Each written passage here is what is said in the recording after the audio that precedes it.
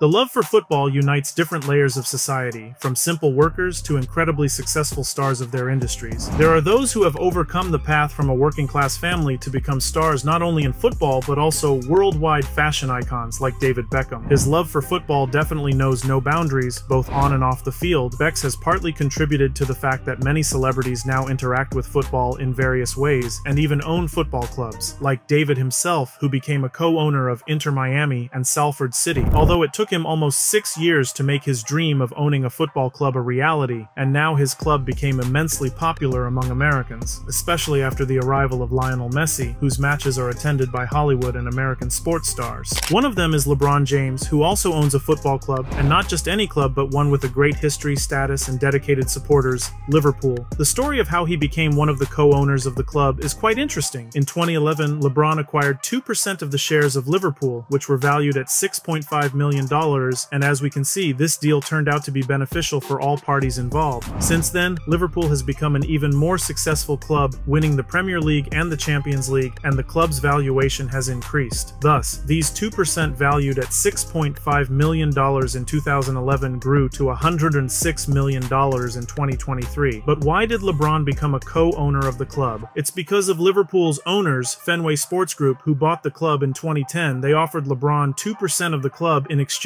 for his marketing rights. To many people's surprise, LeBron can't be called a passive investor, as it's evident that he cares about Liverpool's fate. Whenever possible, he wears the club's kit, occasionally attends the team's matches, and constantly communicates with the players. For example, his close ties with Coutinho helped resolve the issue of selling the player to Barcelona. Initially, the club's management didn't want to let him go, but after LeBron's conversation with FSG, they listened to the basketball player and received a huge sum for the Brazilian, which was reinvested in two players who strengthened the team for years to come. Additionally, LeBron, Liverpool, and Nike released a collaboration that looks very stylish, but they also want to do something similar to what PSG does with Michael Jordan's brand. Another American athlete who also played football, albeit with his hands, Tom Brady recently became a shareholder of Birmingham City. The club's acquisition began in 2023 when investor Tom Wagner, with his company Shelby Companies LLC, which was specifically founded for this task, bought 45% of the club's shares. They also acquired the company that owned St. Andrew's Stadium. Brady himself became a minority shareholder of the club in early August 2023, where he assumed the position of chairman of the advisory board. According to the investor's statements, Brady will advise the club on health, nutrition, and player recovery issues, as well as handle marketing and commercial partnerships. But unlike LeBron James, Brady has not fully grasped football yet and stated that he will make efforts to study the sport and the history of the club. Hopefully, this knowledge will also help him resolve the gypsy curse, which has been weighing on the club for over 100 years. Maybe for that case he would need to hire a true detective, Matthew McConaughey, who is actually a huge fan of football, and as his friends said, he was a pretty decent goalkeeper, but he decided to take an acting route, but love for the game still remained. After becoming a successful actor and earning a lot of money from it, he decided to accept an offer from the investment group Two Oak Ventures. Besides his love for sport, he believes that football can become an important part of American sports and also has incredible financial potential. Additionally, he wanted to invest in his home state, where surprisingly football is also very beloved. McConaughey is so involved in the club's processes that he has become the face of the team's fan movement. At the first match, he appeared with a drum and in a green suit, emotionally energizing the spectators who came to the game. He constantly attends the team's matches, wears the club's merchandise, and visits the team's training sessions, which appeals not only to the residents of Austin but also to fans of the game both within and outside the US. But for actors Rob McElhenney and Ryan Reynolds, their fascination with football was spontaneous and adventurous, especially considering that Rob didn't like European football at all. For example, he constantly made fun of his colleagues on set when they watched Liverpool matches. However, one day he was offered to watch the documentary series Sunderland Till I Die, but as he admitted himself, it was difficult for him to watch the first episode. However, over time, he became so engrossed in it that he decided to buy a football club from the lower leagues and make a similar documentary series. He reached out to Reynolds, who also agreed. They focused on 3 clubs, Hartlepool, Macclesfield, and Wrexham, which they eventually purchased. However, before making the purchase, they needed to get approval from Wrexham Supporters Trust. The actors prepared a presentation and presented it to the fans, promising not to change the club's name and badge and to return the club to the professional league. The Welsh club became the most popular club in the lower leagues of England, which positively impacted the team's financial aspect. Initially, the team's sponsors were TikTok, who paid £500,000 to be on their shirt for 2 seasons. seasons, and now it's United Airlines, which is rumored to be £1.5 million for one season. Over time, the actors became fascinated with the football and the club's culture, and when they attend matches, they always go to the local pub and learn Welsh. In addition to American actors and athletes, I would like to highlight two legendary footballers who own football clubs, Gerard Piqué and Ronaldo Nazario. The legend of Catalonia is a successful entrepreneur in his own right, combining it with football since 2009. His interests range from real estate, eyewear manufacturing, esports, burgers, his own football league, to football-related projects like Sorare. Pique himself is interested in many things and only invests money when he fully understands the industry and where he is putting his money. Together with Rakuten founder Hiroshi Mikitani, he founded Cosmos Holding, through which he bought FC Andorra in 2018, which was playing in the 5th division of Spain and has since risen to Segunda División B. With Piqué's arrival at the club, he changed everything in it, found a solid sponsor in Mora Bank, and brought in Nike, who also became their sponsor. Changes also affected the coaching staff, players, and club's approach on transfers. Most of them came from Barcelona, and they also took the development model from the Catalan club. So Piqué no longer needs to dream of becoming the president of Barcelona someday, because now he is building his own Barcelona in Andorra with ambitious plans for the club to qualify for the Champions League. And here is Ronaldo's story, which is even more interesting, as after ending his career, he decided to have fun, but at some point he got tired of it and decided he wanted to return to football, but as a club owner. But before doing that, he went to London to study marketing and sports management. He gained his first work experience at Fort Lauderdale Strikers, which competed in the North American Soccer League. However, in 2018, he decided to buy 51% of the shares of the Spanish club Valladolid for €30 million,